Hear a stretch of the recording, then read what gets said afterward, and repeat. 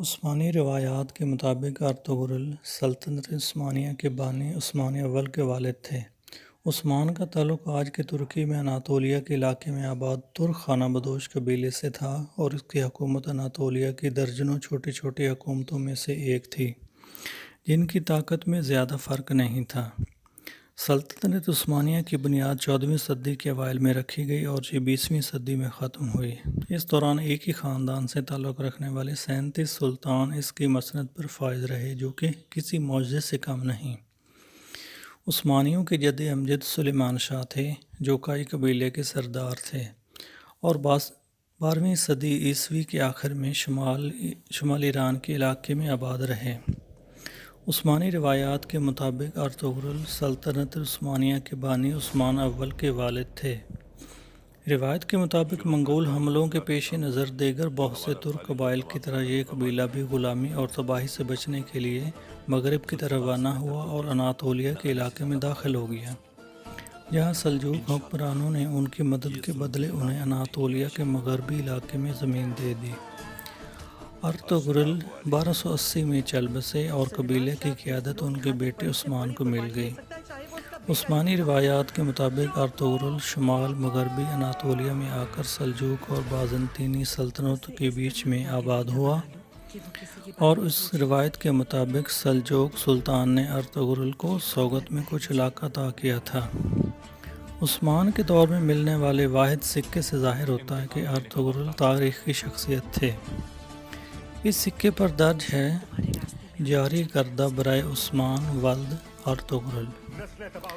عثمان کا اپنے نام پر سکہ جاری کرنا ثابت کرتا ہے کہ وہ اس وقت صرف ایک قبائلی سردار نہیں تھے بلکہ اناطولیہ میں سلجوق منگول سلطنت کے سائے سے آزاد ایک خود مختار امیر تھے۔ عثمانیوں کا پہلی بار ذکر سن 1300 کے قریب ملتا ہے۔ سن 1301 میں بازنطی فوج کے سامنا عثمان نامی ایک شخص کی فوج سے ہوا۔ جنگ بافیوس کہلانے والی یہ لڑائی قسطنطنیہ استنبول کے قریب لڑی گئی تھی اور اس میں بازنطی فوج کو بری طرح شکست ہوئی، لیکن عثمانیوں کا بازنطی سلطنت کی برابری کرنے میں ابھی بہت وقت تھا۔ سلطنت عثمانیہ کے آغاز کے بارے میں سب سے زیادہ سنی جانے والی روایت کے مطابق عثمان نے اپنی ابتدائی کامیابیوں کے بعد ایک خواب دیکھا تھا۔ اس خواب میں انہوں نے دیکھا کہ ایک درویش شیخ ادی بالی کے سینے سے چاند نمودار ہوتا ہے اور اس کے اپنے سینے میں داخل ہو جاتا ہے۔ اس کے ساتھ ہی اس پیٹ سے ایک بہت بڑا درخت نکلتا ہے جس کا سایہ پوری دنیا پر چھا جاتا ہے۔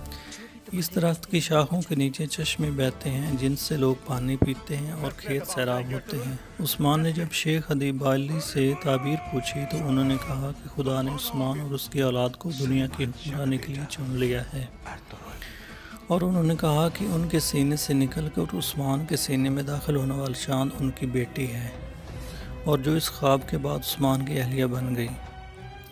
اس خواب کی کہانی کے حق میں جو دستاویزی ثبوت بھی تاریخ میں ملتا ہے وہ یہ ہے کہ سلطنت عثمانیہ کے ابتدائی دور کے زمینوں کے کاغذات سے اندازہ ہوتا ہے کہ عثمان کے دور میں ادی بالی نامی بزرگ موجود تھے، اور اس بات کی بھی کوئی شہادت ہے کہ ان کی بیٹی عثمان کی 2 بیویوں میں سے ایک تھیں۔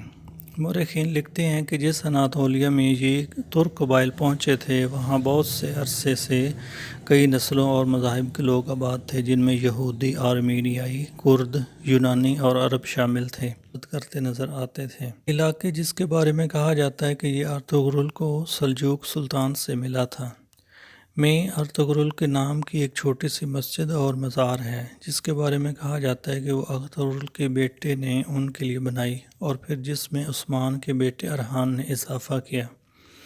ترک ٹی وی چینل TRT کی دنیا بھر میں انتہائی کامیاب سیریز دیلی رس ارطغرل ان کے کائی قبیلے کی اناطولیہ میں مختلف دشمنوں سے لڑتے ہوئے پیش رفت پر مبنی ہے۔ ناجرین، جبکہ تاریخی کردار ارطغرل کے بارے میں بہت کم لوگ جانتے ہیں، TRT کا کردار ترکی میں اور ترکی سے باہر مقبول ہے اور لوگ اس سے پیار کرتے ہیں۔